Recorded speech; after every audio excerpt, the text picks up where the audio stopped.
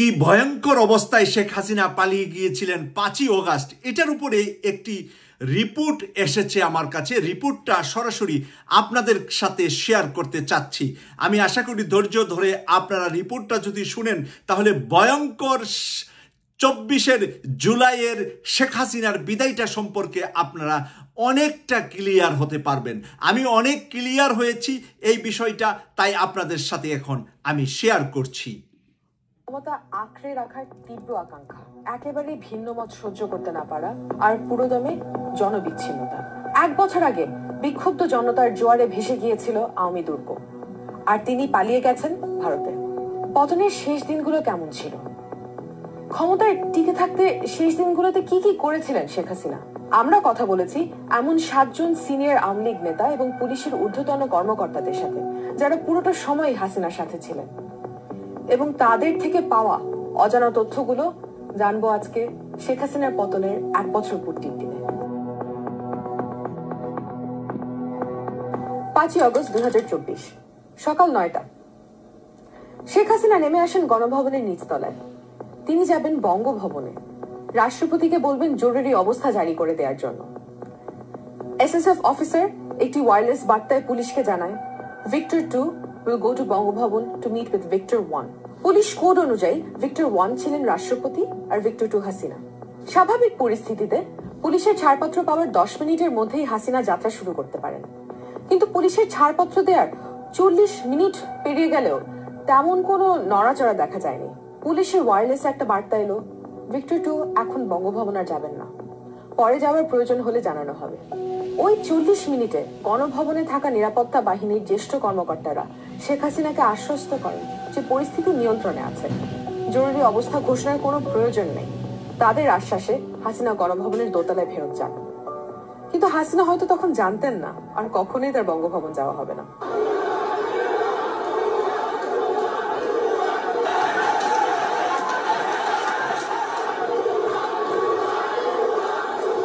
এরই মাঝে বঙ্গভবন জুড়ে, ঢাকা জুড়ে মানুষের ঢেউ নেমে আসছিলেন। সেই কারণে বঙ্গভবনে যাওয়া আর শেখ হাসিনার হবে না, এই বিষয়টা আপনারা এখন শুনতে পাচ্ছেন। আমরা আপনাদের সাথে পুরোপুরি রিপোর্টটা শেয়ার করব। আজকে কয়েকটা মিনিট আপনারা ধৈর্য ধরলে অনেক গোপন তথ্য পেয়ে যাবেন, যেগুলো আন্তর্জাতিক অপরাধ ট্রাইব্যুনালে প্রকাশিত হবে আরও কয়েকদিনের ভিতরে। সেই রিপোর্টগুলাই আজকে আপনাদের সামনে তুলে ধরছি আমরা। একটু ফিরে যাই পিছনে, জুলাইয়ের 18 তারিখ। এর আগে আমরা শুনেছি এই দিনে হাসিনা শেখ ফজলে তাপসকে বলেছেন লিগ্যাল ওয়েপন ব্যবহার করার কথা।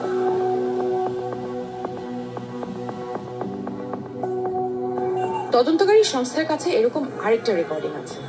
এখানে হাসিনা একজন 14 দলীয় নেতাকে বলছেন হেলিকপ্টার থেকে শহরে বম্বিং করার কথা। অভিযোগ অনুযায়ী ফোন কলটি করেছিলেন 14 দলীয় নেতা, আর অপর প্রান্তে হাসিনা। উনি প্রথমে বিক্ষোভ মোকাবেলায় সরকারের ভূমিকার প্রশংসা করেন, তারপরে তিনি যাত্রাবাড়ি ও শনির আকারের পরিস্থিতি নিয়ে উদ্বেগ প্রকাশ করেন। অপর প্রান্ত থেকে বলা হয় ভয়ানক এক কথা, হেলিকপ্টার দিয়ে অতিরিক্ত বাহিনী পাঠানো হচ্ছে এবং তারা হেলিকপ্টার থেকেই ওই এলাকায় বম্বিং করবে। এই রশিদিন এও বলেন লোকালয়ে ঢুকে ঢুকে বিএনপি এবং জামায়াতের নেতাকর্মীদেরকে চিহ্নিত করে আটক করতে। হাসিনা এতে সায় দেন, বলেন তাদের নিজেদের নেতাকর্মীদেরকে এই কাজে লাগাতে।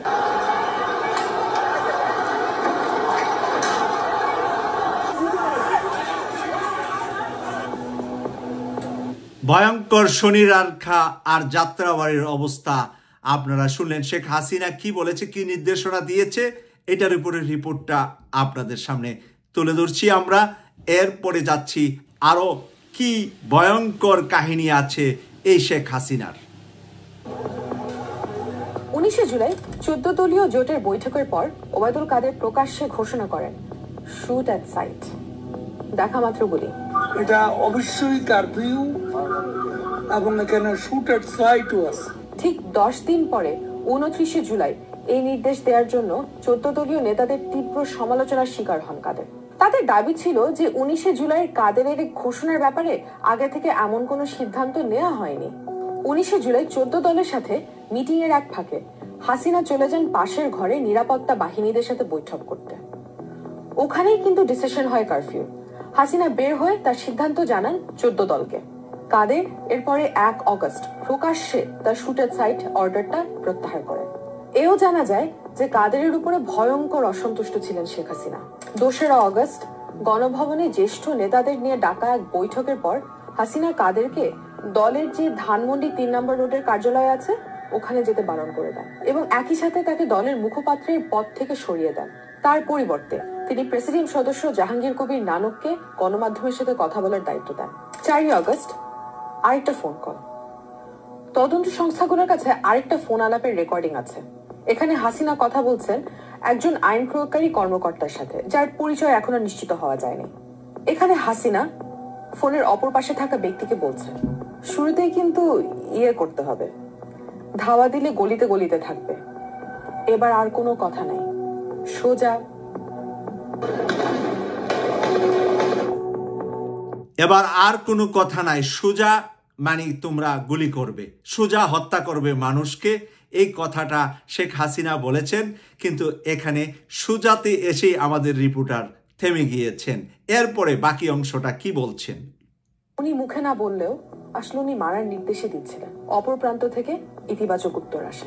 জাতিসংঘের ফ্যাক্ট ফাইন্ডিং মিশন এবং দ্য ডেইলি স্টারের নিজস্ব সূত্র মতে 4 অগস্ট সকালে হাসিনা একটি উচ্চ পর্যায়ে জাতীয় নিরাপত্তা পরিষদের বৈঠকে সভাপতিত্ব করেন।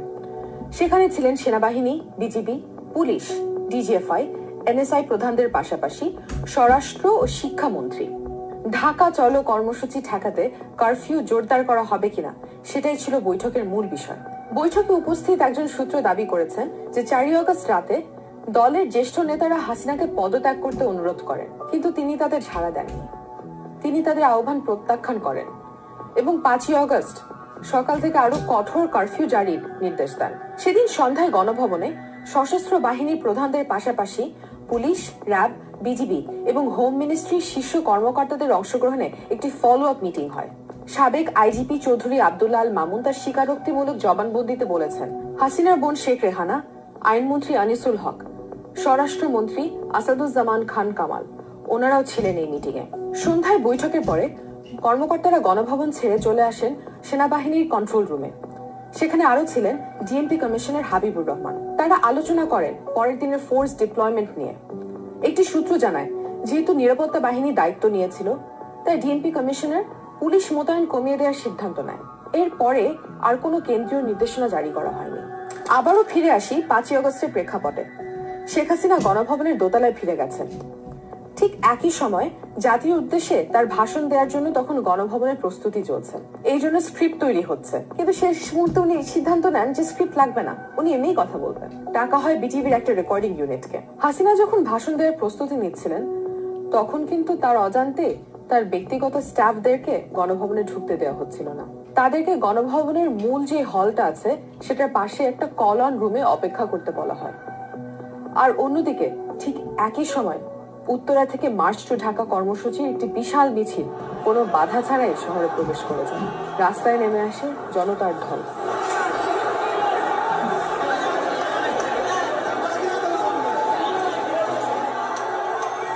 আপনারা শুনতে পাচ্ছেন মিছিলের শব্দ, যেটা উত্তরা থেকে সর্বপ্রথমে ঢাকায় প্রবেশ করছে। সেনাবাহিনীর সহায়তায় সেনাবাহিনী ছেড়ে দিয়েছিলেন গেট, যার মাধ্যমে শেখ হাসিনার বিদায় নিতে দিল্লিতে বাধ্য হয়েছিলেন। আমরা শেষ পর্যায়ে চলে আসছি, রিপোর্টটির শেষ পর্যায়টিও আপনাদের সাথে শেয়ার করতে চাচ্ছি। 5 অগস্ট সকাল 11টার দিকে পুলিশ শেষবারের মতন মার্চ টু ঢাকা ব্যর্থ করার চেষ্টা করে। প্রায় 200 সশস্ত্র পুলিশের একটি দল counter terrorism and transnational crime ইউনিটের সাবেক প্রধান মোহাম্মদ আসাদুজ্জামান এবং ঢাকা মেট্রোপলিটন পুলিশের সাবেক অতিরিক্ত কমিশনার হারুনুর রশিদ, যাকে আমরা ডিবি হারুন নামে চিনি, তাদের নেতৃত্বে কাকুলি মোড়ে পৌঁছায়। মোড়ে পৌঁছে হারুন ডিএমপির গুলশান বিভাগের উপকমিশনার রিফাত রহমান শামীমের কাছে আরো পুলিশ চেয়ে ওয়্যারলেসে অনুরোধ করেন, কিন্তু তিনি কোনো সাড়া পাননি। পরিস্থিতি বুঝতে না পেরে তারা পুলিশ হেডকোয়ার্টারে আবার ফেরত যায়। ততক্ষণে পুলিশের ওয়্যারলেস সিস্টেম ভেঙে গেছিল। পুলিশ সদর দপ্তরে অবস্থানরত শীর্ষ কর্মকর্তারা বাস্তব পরিস্থিতি সম্পর্কে ছিলেন সম্পূর্ণ অন্ধকারে। এক পর্যায়ে শীর্ষ কর্মকর্তাদেরকে সদর দপ্তরের ছাদের হেলিপ্যাড থেকে 2টো হেলিকপ্টার করে ক্যান্টনমেন্টে সরিয়ে নেওয়া হয়। প্রথম হেলিকপ্টারে উঠেছিলেন তৎকালীন পুলিশ মহাপরিদর্শক চৌধুরী আব্দুল্লাহ আল মামুন, স্পেশাল ব্রাঞ্চের প্রধান মনিরুল ইসলাম, অতিরিক্ত আইজি লুৎফুল কবির, উপমহাপরিদর্শক আমিনুল ইসলাম এবং ডিএমপি কমিশনার হাবিবুর রহমান সহ অন্যরা। দ্বিতীয় হেলিকপ্টারে ছিলেন অতিরিক্ত উপমহাপরিদর্শক প্রলয় জোয়ারদার, সিটিটিসির প্রধান আসাদুজ্জামান এবং উপমহাপরিদর্শক আমেনা বেগম। সকাল 11টার দিকে বিভিন্ন রাষ্ট্রীয় নিরাপত্তা সংস্থার শীর্ষ কর্মকর্তারা হাসিনাকে বোঝানোর একটা শেষ চেষ্টা করেন। বলা হয় তাকে অবিলম্বে গণভবন ত্যাগ করতেই হবে। নিরাপত্তা বাহিনীর নেতারা তাকে এও জানান যে তারা বিক্ষোভকারীদের আর বাসভবনে পৌঁছানো থেকে আটকাতে পারবেন না, কিন্তু হাসিনা তাদের পরামর্শ মানতে অস্বীকৃতি জানান। তিনি শেষ মুহূর্তে তার পৈতৃক বাড়ি টুঙ্গিপাড়ায় চলে যেতে চাইছিলেন, তবে নিরাপত্তার কথা বলে কর্মকর্তারা তাকে বলেন ক্যান্টনমেন্টে চলে যেতে। সকালের দিকে সেনাপ্রধান ও শেখ হাসিনাকে জানায় যে সেনাবাহিনী বিক্ষোভকারীদের আর বাসভবনে পৌঁছানো থেকে আটকাতে পারবে না। শেষমেশ দুপুর 1:30টার দিকে শেখ হাসিনা ও শেখ রেহানাকে নিয়ে কিছু গাড়ি গণভবনের লেক রোড গেট দিয়ে বেরিয়ে পুরনো বাণিজ্য মেলার মাঠের দিকে যায়।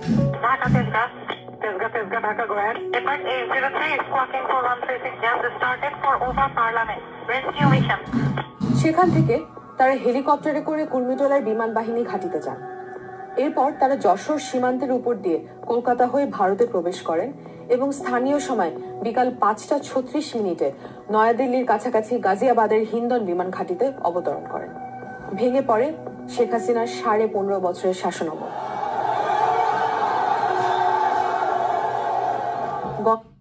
আপনারা জনতার উল্লাসের মাধ্যমে এই মেসেজটা শেষ করলেন। আমরা রিপোর্টারের কাছ থেকে যে মেসেজটা পেলাম, এই মেসেজটা খুবই জরুরি বলে আমি মনে করছি, যে পুরোপুরি একটা ইতিহাস এই মেসেজের মধ্যে আছে, যেটা একেবারে টাইম টেবল ধরে মিটিংগুলার সময়গুলা সবগুলা মানে জাতির কাছে একটা ইতিহাস হিসাবে থাকবে বলে আমি মনে করছি। সে কারণে আমি রেকর্ডটা পুরাপুরি আপনাদের সাথে শেয়ার করছি আর জনতার উল্লাসের মাধ্যমেই এই ভিডিওটা শেষ করছি। আন্দোলন, রাজপথে আন্দোলনকারীদের উপর অত্যাচার আর শত মানুষের রক্ত ঝরার পরে গণজোয়ারে ভেসে যায় আওয়ামী দুর্গ। ঐতিহাসিক 36শে জুলাই।